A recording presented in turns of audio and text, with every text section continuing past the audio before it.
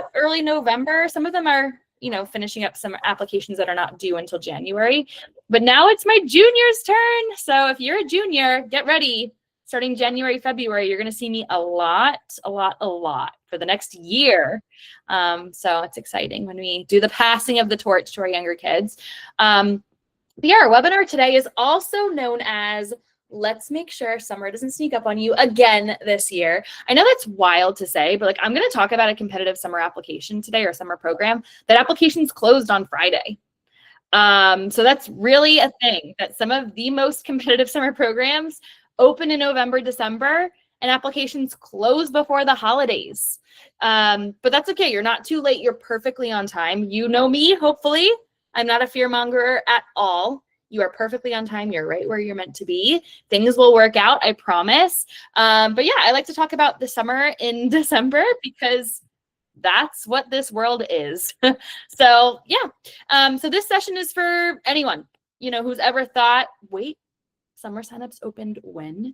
And this is designed really for all students, all ages, all chapters, wherever you are. If you're curious, you're undecided, you're overwhelmed, or if you're highly motivated, there's something here for you, I promise, today. So again, most of you know me, but in case you don't, I am the founder of EduSail, which is a collaborative college counseling company. And so all of our kids have multiple experts here. I call myself the Wizard of Oz. Some of you, I work with a select few students. My roster fills fast. I have a couple of students who are working with me one-on-one, but otherwise they're working with one of my fabulous counselors, and I am the Wizard of Oz, and I look at all applications and read all essays before they're submitted. And that's the best part of my job, is to read our kids' stories. And I've been doing this for a long time. I love it so much. And I'm ready to jump in with our class of 2027. Wild stuff. So I'm going to spend quite a bit of time today talking about the best ways to spend your summer, but I do want to start with some myth busting first. And I want to dispel one of the biggest summer myths, which is that expensive summer programs look good on college applications. They don't. Sorry, they don't. And we'll talk about, they can be beneficial for a couple reasons I'll say in a second, but the truth is that colleges know exactly which programs are selective and which ones are just experiences you can buy, okay? And what matters far more than what students do, is what students do, not what they pay for. So I'm going to talk today about self-starting a project, cold call emailing, for research experiences or internships, or even a part-time job. They totally outperform a $7,000 campus program every time. And you might hear this term pay to play, okay? And that term pay to play refers to a summer program, internship, research experience, or an enrichment opportunity that requires families to pay a lot of money to access the experience. And they might appear impressive, like they may have an impressive name that might be on a really impressive college campus, right? But that doesn't mean that it's going to necessarily be impressive on an application in reality. So in other words, again, these pay-to-play programs, what that means when I speak about it is that students are not chosen based on their ability, their interest, or their achievement. They're just chosen because they can pay. Now, caveat here. So my families, they'll send me in, please feel free anytime if you come across the program and you're curious about it and you're one of my families, send me an email. Hey, Jess, I'm looking at this summer program. What do you think about it? I will tell you the truth, I promise. But I will say a pay-to-play program is not always a totally bad thing. I tell my families, if you are really intrigued, right, like Wake Forest, there's a good example. I actually often will recommend some of Wake Forest summer programs, but you just pay and you go. Like, it's not competitive. However, I call them launching pad experiences, especially for my younger kiddos, like 9th, 10th grade. Those can be great to expose kids to college campuses. They often stay in the dorm room, right? Things like this. And I tell my kids, now, what are you going to do now that you've gone and learned X, Y, and Z, right? The next summer, you should build on those experiences. The next year, when you get home, what are you going to do on your high school campus to build on what you learned in that pay-to-play program, right? So they're not bad. They're just not necessarily the best opportunities that you can take advantage of. There would be something to supplement what you're already doing, not necessarily be the thing that you're showcasing, right? In another one, UGA has a mini med school that I actually really like. It is truly a pay-to-play program. You pay, you go. There's no application selective process, anything like that. But it can still be beneficial. All right. So I do want to mention that, but I'm going to talk about up-leveling, right? What can you do to stand out and not just participate only in these pay-to-play programs? So just, as you're looking at your options for the next couple of weeks and months, I do want to give you some key characteristics of pay-to-play programs that you can maybe filter them out of your search. So again, those summer academies like at Harvard, Stanford, Columbia that accept nearly all applicants and charge high tuition. And pausing there for a second too to mention, a lot of these predatory programs that I specifically do not recommend are ones that are on these elite campuses, but they're actually hosted by other organizations, right? So, XYZ company is having a summer academy at Harvard. But it's not Harvard putting it on. It's not Harvard faculty. It's not involved with Harvard at all. It's just on the Harvard campus. Something I've heard David say is, these the colleges have empty dorms in the summer. These companies pay them money to host on their campuses. And so it's a great way for the colleges to make money. But beyond that, right, you're not affiliated with that university at all. Oftentimes they have really high price tags, like I mentioned. Again, they can still be fun, they can still be educational, they can still be enriching, but they're not worth, I don't think, that money. They don't signal achievement or competitiveness. Okay, it's just accessible to well-resourced families. They don't boost the application. All right, so that was my myth busting. All right, so here is what admissions officers do care about. My kids, you've probably heard me say my two I's in the extracurriculars that are most important to me are the impact and initiative, right? Those are my two hearts there on the screen, impact and initiative. Are you making an impact, whether it's on one person or 500 people? Are you making an impact on something, someone? And are you taking initiative? That's one reason I don't love summer programs is you're kind of being, your hand is being held through these experiences. You're not necessarily taking initiative, unless maybe it's a project-based learning opportunity, right? But for the most part, I would rather my kids take initiative in their own communities than go through and just sit in a lecture hall and listen to people speak at them for a couple of hours a day, right? I want my kids to be taking initiative in whatever they do. Is there substance? Oops, I have substance on there twice. I guess it's really important to me. One of those is supposed to say selectivity, substance, selectivity, and growth. Okay, those are things that colleges do care about. So again, all that said, not all summer programs are pay to play. Again, if you want to send me one you're interested in, I can let you know. But here are a few summer programs I do recommend. Here on your screen is a list for STEM students specifically.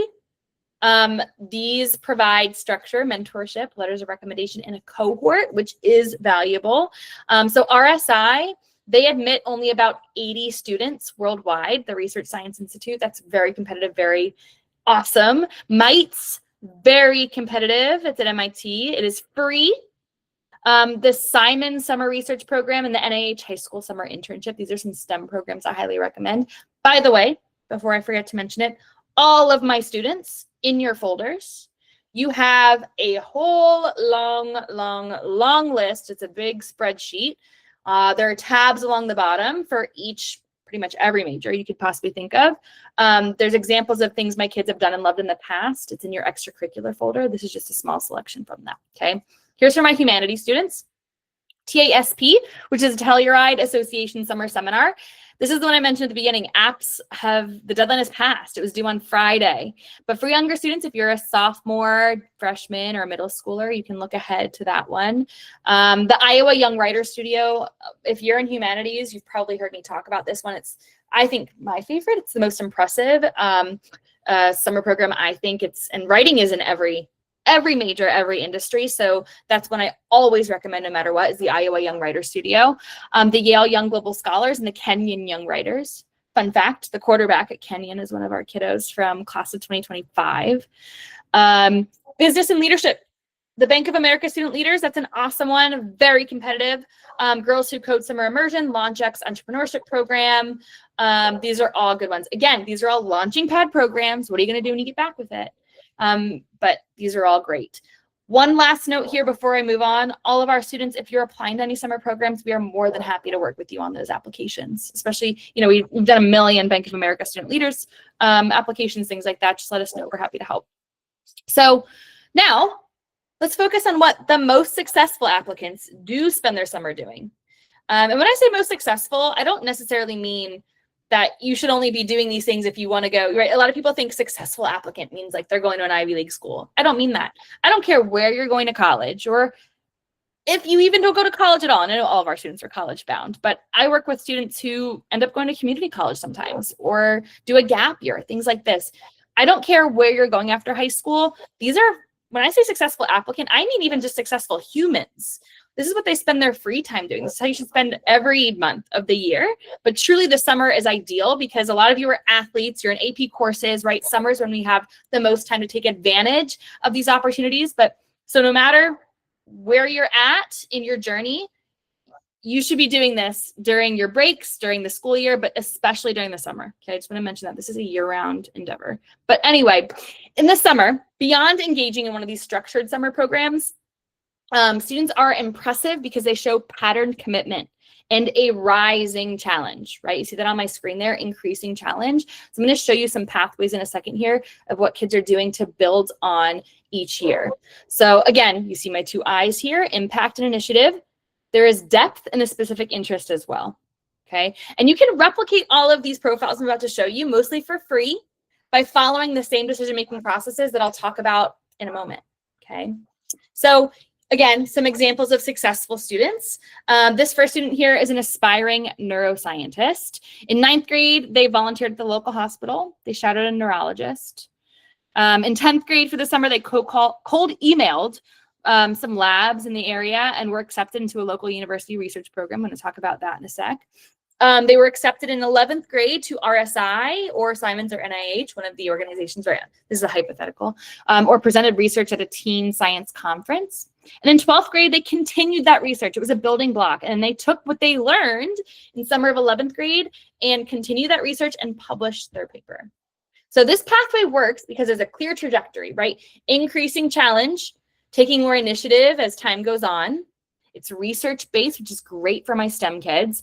There's mentorship going on, right? You can see even in 9th grade, they shadowed a neurologist. And there's real intellectual work that's tied to their academic interests. Here's our writer, a humanities student. In 9th grade, they were on the local library teen board and participated in writing contests. 10th grade, they did a writing program. In 11th grade, they interned at the local newspaper and posted a personal blog. And then in 12th grade, they self-published a chat book, or maybe they ran a writing workshop at the local library, right? Again, taking more and more initiative. By the way, that last summer is free, right? This doesn't have to cost money. And here's our student focusing on social impact and leadership. 9th grade, volunteered in a nonprofit. 10th grade, they took that and designed their own fundraiser or a community event. 11th grade, they launched a small initiative like a tutoring program or a climate project. And then 12th grade, they scaled it, okay? School-wide, district-wide.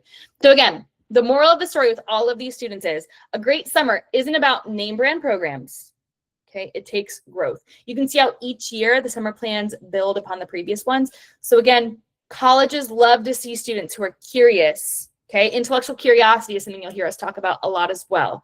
You're curious about a subject, dive into it. They're engaged. They're taking initiative in their own communities. Maybe it's a top tier research program, or maybe it's a project that build themselves, but taking initiative, making an impact. So when it comes to summer plans, let's talk about some specific examples of what can be impressive on a college application. Local university research. Let me spend a little bit of time talking about that here. A lot of families come to us already knowing they want their student to be engaged in research. I'm going to be very blunt here. It's difficult to get into university level research. I'm going to talk today about, I think you should try, right? But just to manage expectations here, it's not common or normal for high schoolers to be on university level research, especially for those of you who are pursuing healthcare. If you're a pre-med student, right, because of HIPAA, and frankly, a lot of the research projects going on in healthcare are being manned by college students, right? By pre-med students in college.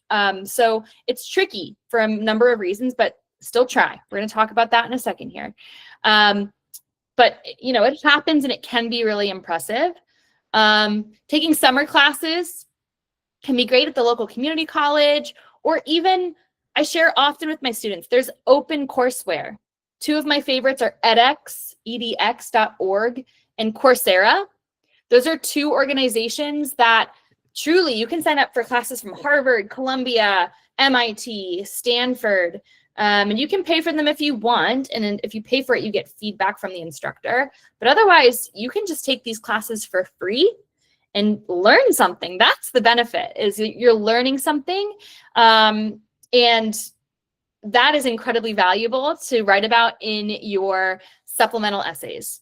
So for all of you who aren't quite familiar with the college essay conglomerate, okay, you've got the personal statement, which I will touch on in a minute here. You got the personal statement, which is your main college essay. Okay, when you think about college essay, we call that the personal statement. This should be essentially a mini biography, an autobiography, okay? Then we have supplemental essays. So depending on the college, you can have up to, some colleges have up to like 5 or 6 supplemental essays. Some have none, some have 1 or 2. But many colleges will ask you, in addition to your main personal statement, many colleges will ask you, why do you want to major in your major? And this is the key to a great why major essay, is you can say, I've had XYZ experiences in high school, right? So let's say you're a pre-med student. I took AP Bio, I took AP Chem, I took this health sciences class, medical terminology, whatever you took. And these introduced me to the world of healthcare, got me first interested. Or, you know, I even had some kids write about like a nurse that impacted them when they were younger, right? That sparked my interest. Then I spent my summers doing ABC, working with, you know, on a cancer fundraiser in my community, raising money for that, or volunteering at the local hospital or things like this. And then I think one of the more impressive things is to say, and so then I went on my own and I demonstrated this intellectual curiosity. I got on edX, I got on Coursera, and I took this class in genealogy from Harvard, and for no grade, right? I just was curious about it and I learned XYZ and I loved it, and it really confirmed that this is the career field for me. I'm so excited to learn more at your university, right? I think it's so great when kids are, again, intellectual curiosity, pursuing academic interests on their own because they're truly curious about it. That's what our tippy top, most impressive applicants are doing. If you're curious, is they're intellectually curious, right? They are pursuing interests because they're simply interested in them. All right. And that's a kicker. I will say it again here in a little bit, but I never tell students to do something to look good on college applications. Okay, I'll say it again. I never tell kids to do something to look good on a college application. I want my kids to do things because they are truly interested. They care. They love what they're doing, right? That's the goal. Is we're doing things that we want to do because we're truly passionate about them. And then colleges want that type of kid. Naturally, those kids are getting into the colleges they want to get into, right? So just a little philosophical note there. Another thing up here, internships or jobs, or even job shadowing, even if it's a day. Something I want to mention, time constraints, right? A lot of our kids are athletes, or they travel in the summer. They go home to another country where their family is for weeks and weeks. Time is not as open as it might be for some other students in the summer. That's okay. Can you job shadow for a day, for 2 days, for a week? It doesn't have to be a formal internship, a formal job. Even just job shadowing can give you that fodder for those essays that colleges are really looking for, right? Again, I did this and it confirmed. I shadowed this neurologist and it confirmed for me that this is what I want to do. And I even had a girl, I'm going to talk about her in a bit here. She's at UT Austin, the nursing program now, as a freshman in the BSN program. And she wrote about how she shadowed a doctor, and that confirmed she didn't want to be a doctor. She wanted to be a nurse, right? There was a difference she saw in that work. Doctors were jumping from patient to patient. The nurses spent time with their patients, and she was able to articulate that in an essay, which is so powerful. Even a day can tell you that. And I was at a webinar, it was at some point last year, and it stuck with me.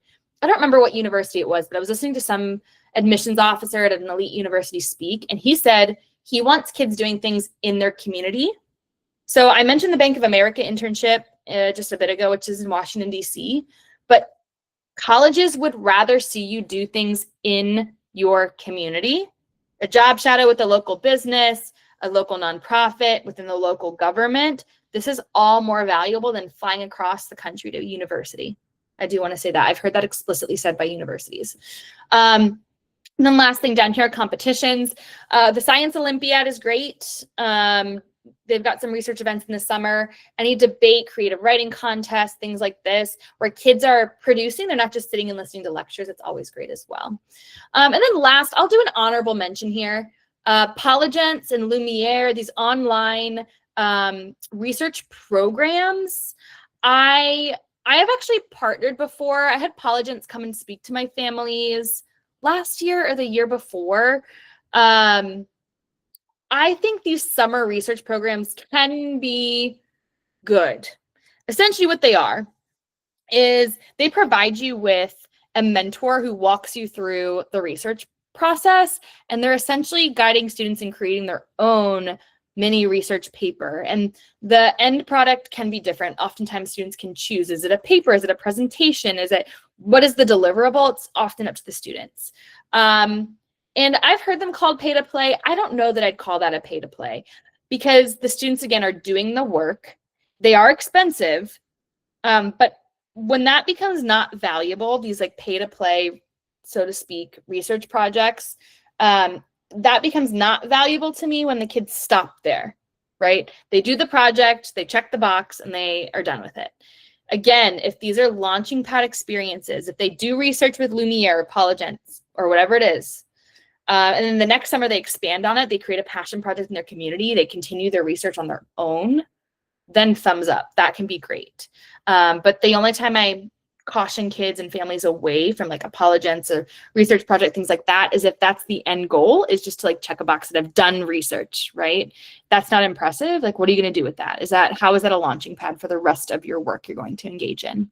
So those are some high value summer plans. So how do I do it? I mentioned some exciting words there: internships, research. They don't just fall out of the sky, right? I mentioned they're hard to get. So how do we do it? Why are we talking about this in December? Well, this is an ideal time over the next, month. I know a lot of you right now are about to enter finals before the semester ends, but then most of you are truly off for winter break. You may be traveling, but hey, there might be a plane ride or a car ride involved there. So find some time over the break if you can to identify maybe 20 to 30 potential contacts. It's a lot. Okay, but this is a process called cold calling, where we're cold emailing. And you got to have a lot, because you're going to hear silence from most of them.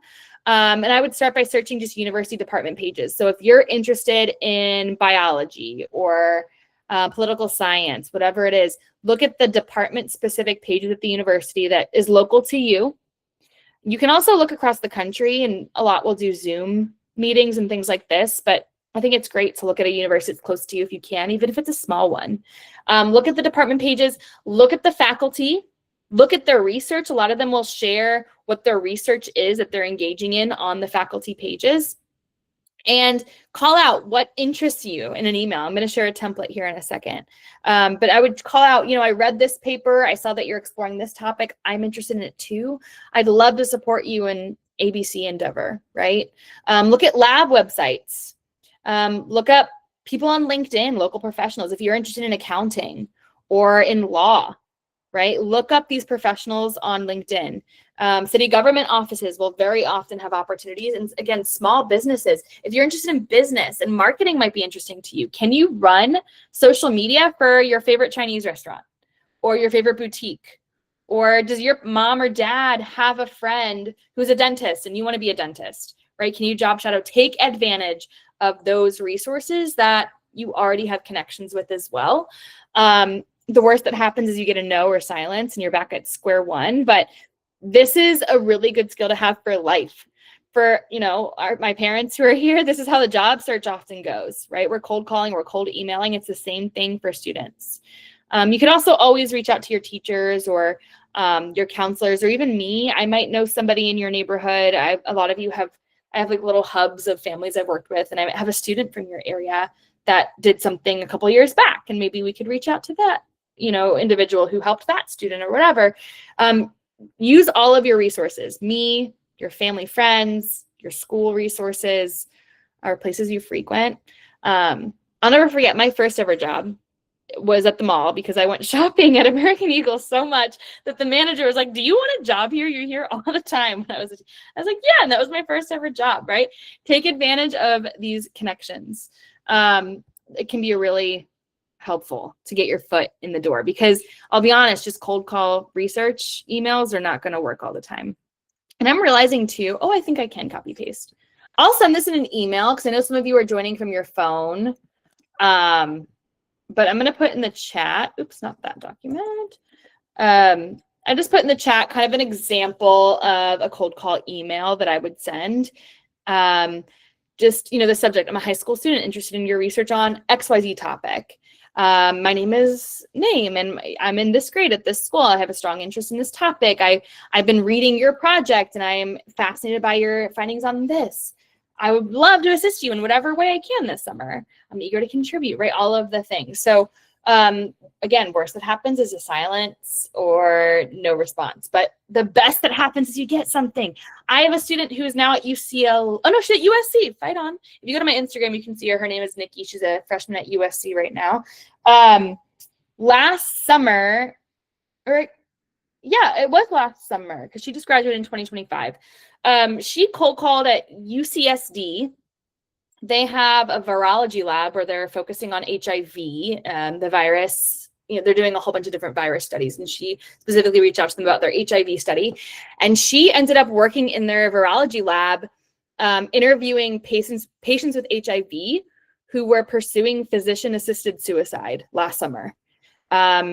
Wild experience. I'd be terrified for my own child to do that, but she loved it, and is now a freshman at USC, was admitted to nearly every university she applied to, just by sending an email. So it happens. It certainly does. Now, again, it's difficult, especially for a healthcare student like that, but it happens. So why not? Send 20 to 30 emails over the holiday break and see what you can figure out. I'm here to support you if you need help with that. And again, expect a low rate of response, but one yes is all you need. This is the most single effective way that my students get competitive internships. There's no portal, there's no program, there's no magic wand. I wish there was, just secure an internship. It takes work, but it's good practice. So that's my suggestion there. That's the best way, I think, to spend a summer: an internship, a job shadow, something like that. But another thing, if you can't get a response, or you're ready for the next level, or you can do both simultaneously, create your own experience, right? I actually just hopped off a call with a student right before we met on here. I think she might still be in here. Yes, she is. Hello. I won't call you out, but one of my students was like, I'm having trouble getting a volunteer experience that meets my schedule. Right? She's an athlete. She's in AP courses. Like, I can't find a volunteer opportunity on Sundays, and that's the only day I have free.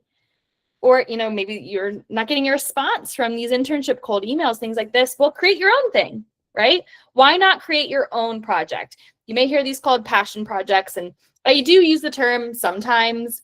In fact, I'm going to do a webinar on it. I'll talk about, or a workshop rather, not a webinar.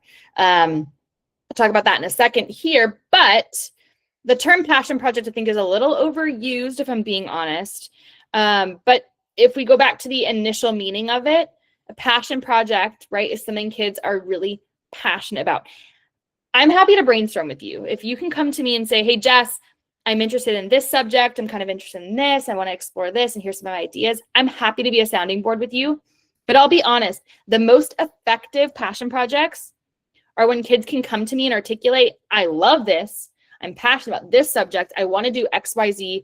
I just need help initiating, right? Those are the most successful passion projects. If I have to tell you what you should be passionate about, it's not a passion project, right? The passion needs to come from within you. It needs to be intrinsic.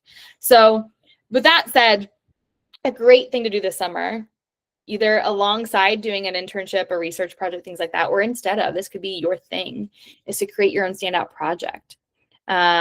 So some examples might be like for a STEM student, maybe they design a mobile app for community needs. So one of my kids who's a freshman at Harvard that David in here, one of my counselors, worked with last year. He's a freshman at Harvard. Every year he did some sort of passion project. He created a national hackathon with like hundreds of participants. He had Google give him tens of thousands of dollars for prizes, where he challenged his peers to like hack things. And like that was his passion project. It was super successful. I have another student who's at UCLA, and he created a mobile app for social emotional learning. He has a younger brother who's now one of my students.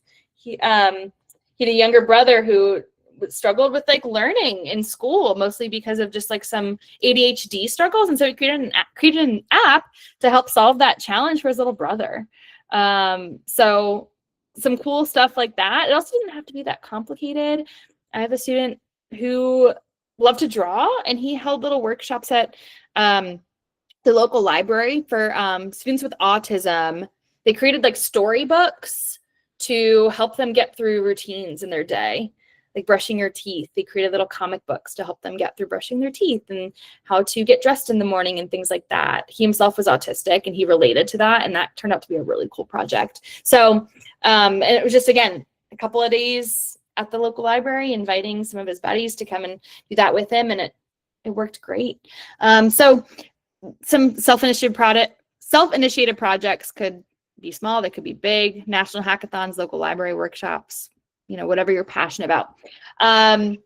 Couple of other, sorry, I got ahead of myself there. A couple of other self-initiated STEM projects I mentioned: designing a simple mobile app for community need, maybe building a low-cost science experiment kit for the local elementary school students, analyzing local water quality and publishing your findings. That's something you could do on your own.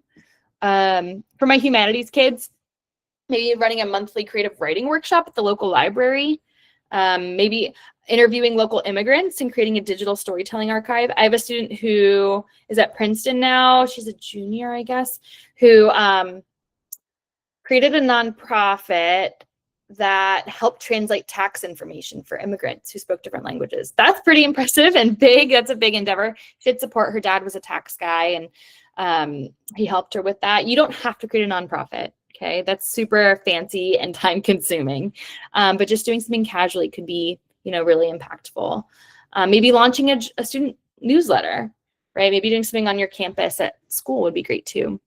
Some social impact ideas: creating a free tutoring network for your school, founding a sustainability challenge, maybe organizing a community mental health forum. So some of these projects I'm naming are real things our kids have done, and they often stand out even more than programs because they show resourcefulness, leadership, and real-world relevance. So some of my favorite things. So if you want to build a project this summer like that, I have a framework that I go through that you can follow. I'm going to be doing a workshop, like I mentioned, for this in February. That'll be free for all of my students.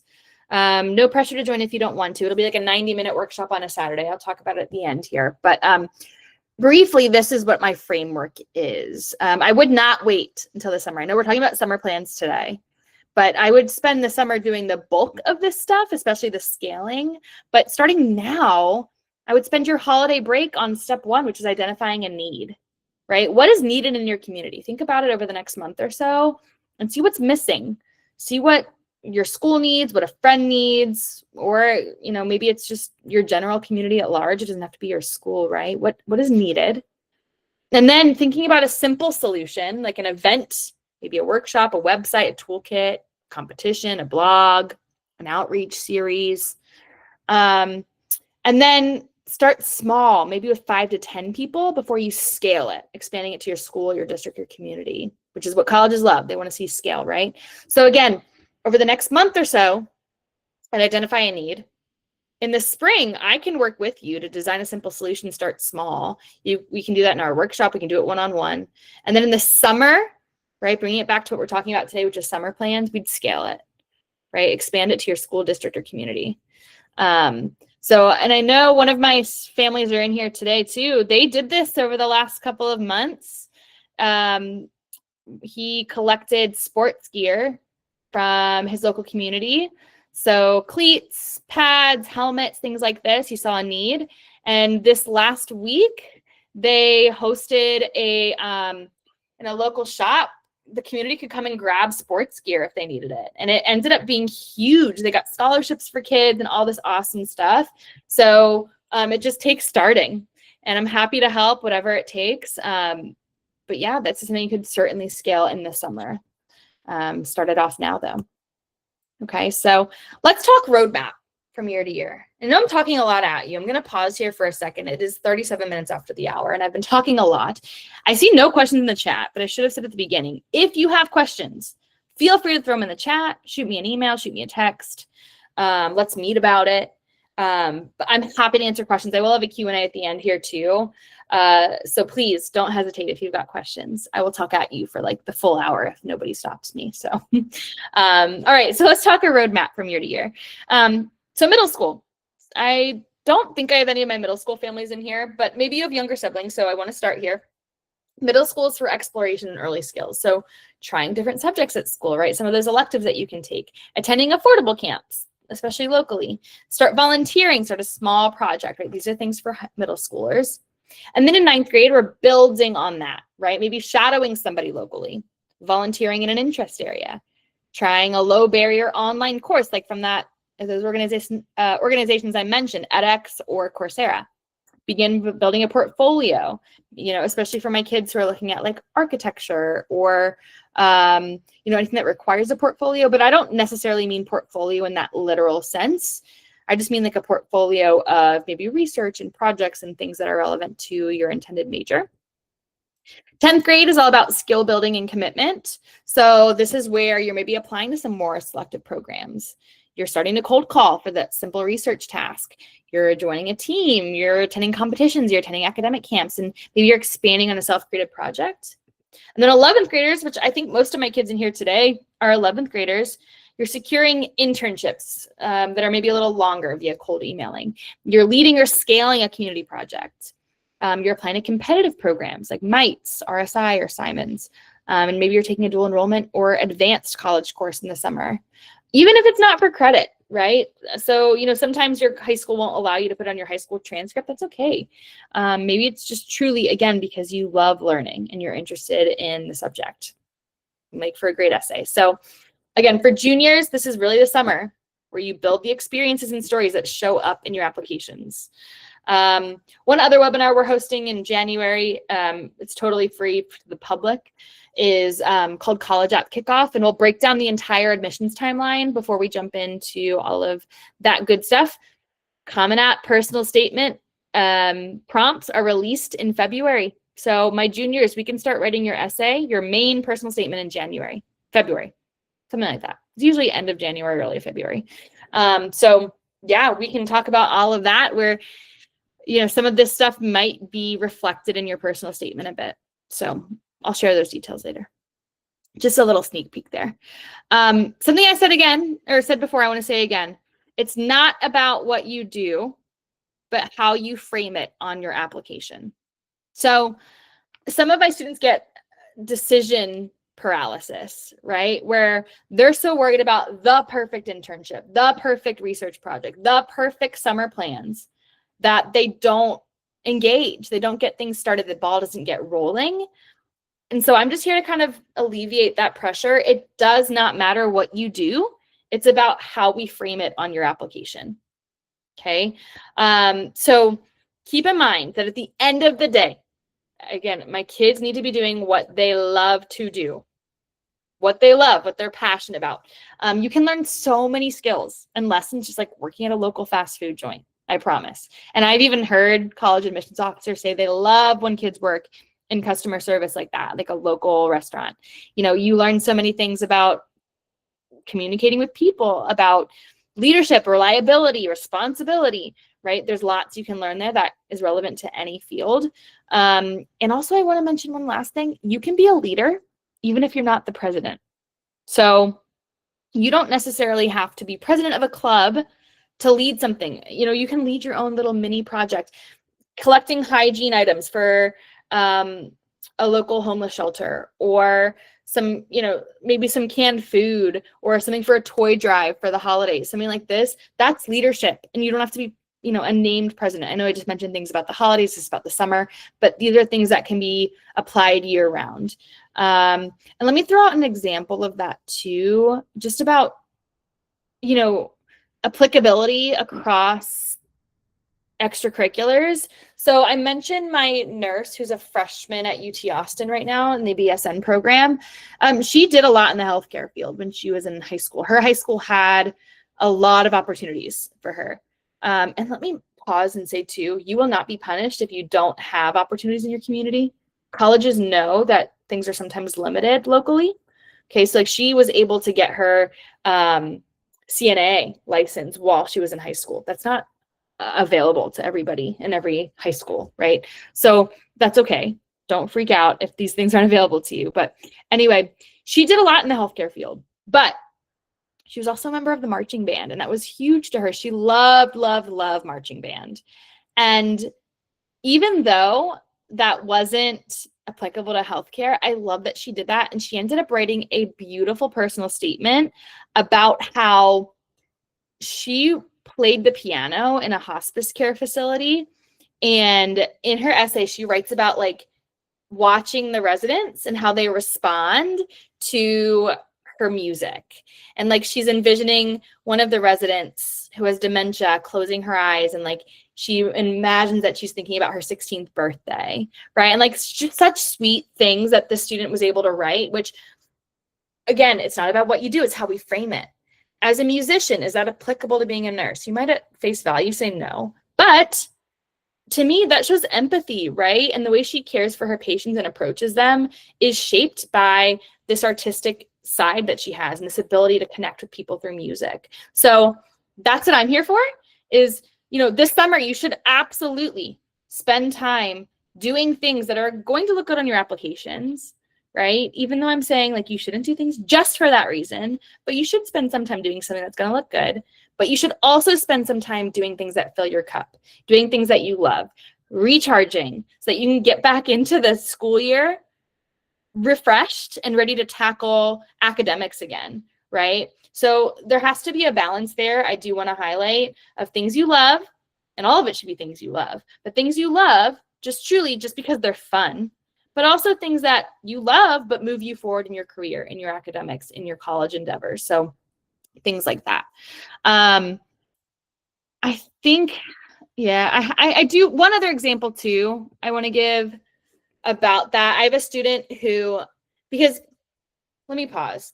Some of you in this room right now have students who are applying to the most selective colleges in the country, in the world. They want to go to Princeton. They want to go to Stanford. They want to go to MIT. What sets those kids apart, right? What does it take for a kid to get into Harvard, right? And so let me talk for just one brief moment about our freshman at Harvard. And I mentioned his national hackathon, right? This kid is super quiet and super smart and super into all things STEM. And he's pursuing educational policy and basically like educational technology. His personal statement, David's in here, his counselor from last year, he floored David and I with his personal statement, which was about doing stand-up comedy on the weekends in New York City. And I remember just like, I could not believe that this student, is this the same student? He does stand-up comedy. He lived in Connecticut and he wrote about like driving over the bridge and just like bombing, like doing terribly on stage and then building it up and ending up being really great at at stand-up comedy. And he had such an interesting connection to his field and saying that, now he's prepared to fail in the boardroom and how it like connects people and all of the importance of that, which I thought was so interesting. And that's the key, right? That word right there, interesting. These kids who are getting into Stanford, into MIT, into Chicago, into whatever, these elite schools is in addition to their academic pursuits and pursuing extracurriculars that are tied to their academics in some way, they're doing interesting hobbies as well. Okay, so they're doing things on the weekend, going to New York City, doing stand-up comedy, or, performing in a great marching band like our student at UT Austin. They're doing things that set them apart and make them interesting humans who are just curious about learning and whatever that means in different fields, right? They're doing some interdisciplinary work. So again, doing what you love just because you love it makes you a human. And that's what colleges want, are interesting humans. Okay, so I will say that there and kind of wrap up my point with that. So no matter what you do this summer, okay, we want to think about how we frame it, and experiences like these become some of the richest stories for your essays. We'll be working on your personal statements in the spring too. So all things that you should be starting to think about now. So looking ahead, I wanted to leave like 10 minutes for Q&A. One last thing before we wrap up. I last year didn't do a ton of webinars and workshops. And so I want to start now. In addition to working with our kids one-on-one, we're going to be doing a lot more workshops and webinars sprinkled in. All of this is free for our students. This is all just included with what you do with us already.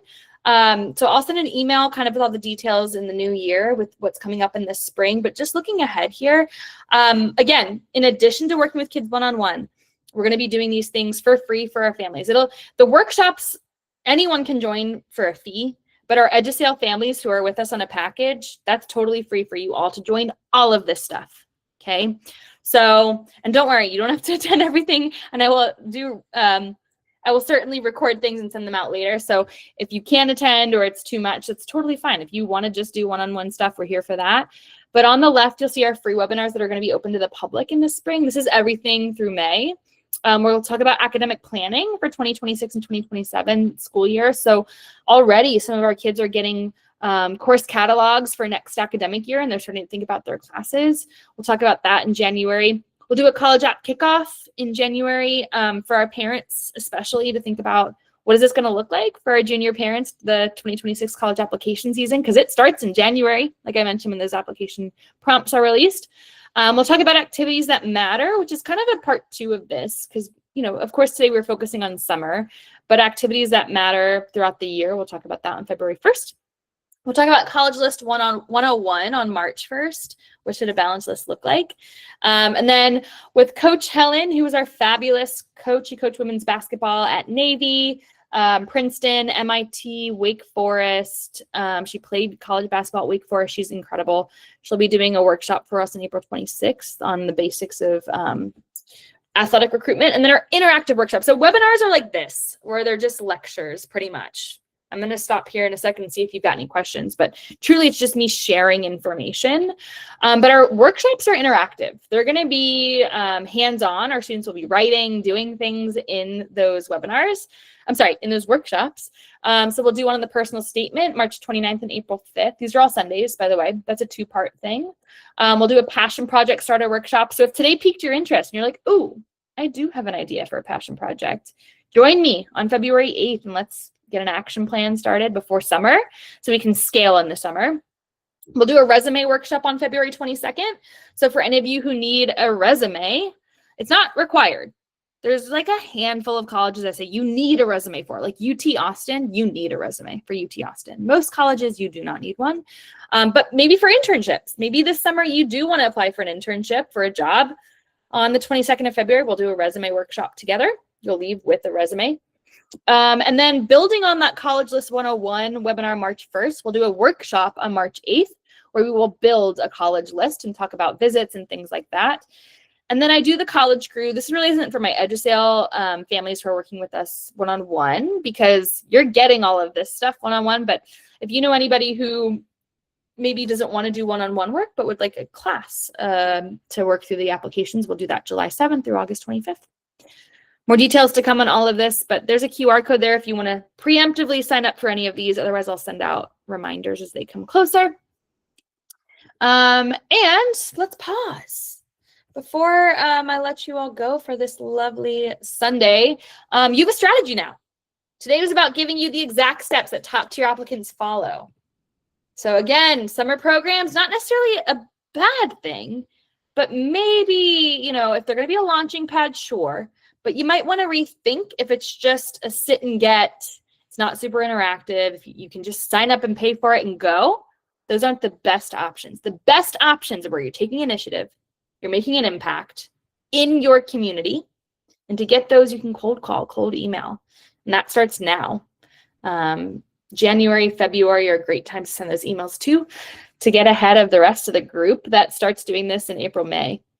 So that's why I have this in December. Any questions from anyone? I'll stick around for a little bit if you do. But in the meantime, that's it. Have a happy holiday. I am out of the office next Wednesday, taking my 3-year-old to Disney World. Yeah. So that's it. Thank you all for joining me. It was so good to see you. Juniors, get ready. In the new year, you're going to see me a lot. A lot. Have a good holiday season, y'all. Stick around if you've got questions. Have a good day. Wait, sorry, could I ask a question? Yeah, please. Come on.